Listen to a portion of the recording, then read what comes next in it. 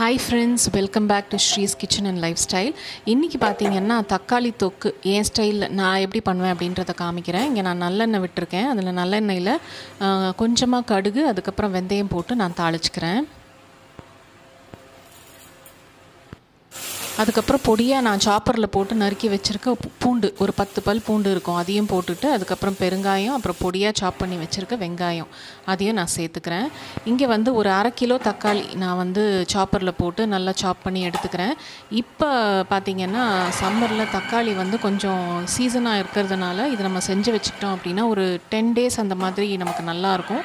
ஃப்ரிட்ஜில் வச்சு நம்ம யூஸ் பண்ணலாம். எங்கள் வீட்டில் வந்து எங்கள் 2 பசங்களுக்கும் ரொம்ப பிடிக்கும். அதனால் செய்து வைக்கலாம் அப்படின்னு சொல்லிவிட்டு இங்கே நான் செய்துட்ருக்கேன். இப்போ சாப் பண்ணி எடுத்தாச்சு. ரொம்ப நம்ம மசியாக அரைக்க வேண்டியதில்லை. கொஞ்சம் இந்த மாதிரி வந்து திப்பி திப்பியாக இருந்தாலும் இது வந்து சாப்பிட்றதுக்கு நல்லாயிருக்கும். இப்போ வெங்காயம் பார்த்திங்கன்னா நல்லா வதங்கிருச்சு. இப்போ நம்ம தக்காளி வந்து சாப் பண்ணி வச்சுருக்கிறத இங்கே சேர்த்துக்கலாம்.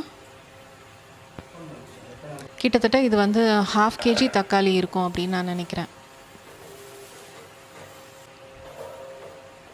இப்போ நல்லா மிக்ஸ் பண்ணி விட்டுக்கோங்க. நல்லா வதங்கி வரட்டும்.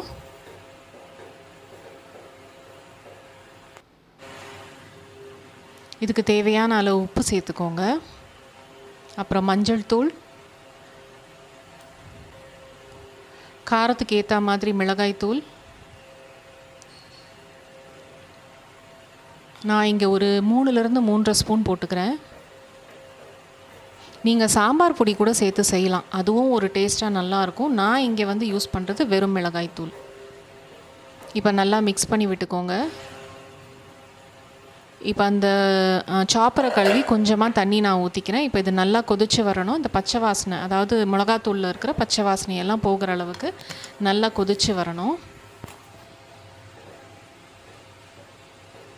இந்த கன்சிஸ்டன்சியில் வச்சுக்கோங்க.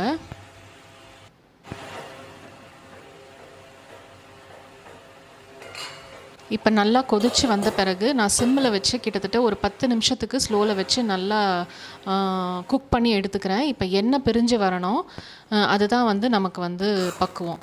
10 நிமிஷம் நல்லா குக்கான பிறகு பார்த்திங்கன்னா நல்லா எண்ணெய் பிரிஞ்சு வந்திருக்கு. நல்லா பச்சை வாசனையெல்லாம் போய் நல்லா வெங்காயம் தக்காளி நல்லா வதங்கி வந்திருக்கு. இந்த டிஷ் பார்த்திங்கன்னா இட்லி, தோசை, பூரி, சப்பாத்தி இதுக்கெல்லாம் ரொம்ப சூப்பராக இருக்கும். கண்டிப்பாக இந்த சீசனுக்கு ட்ரை பண்ணி பாருங்கள்.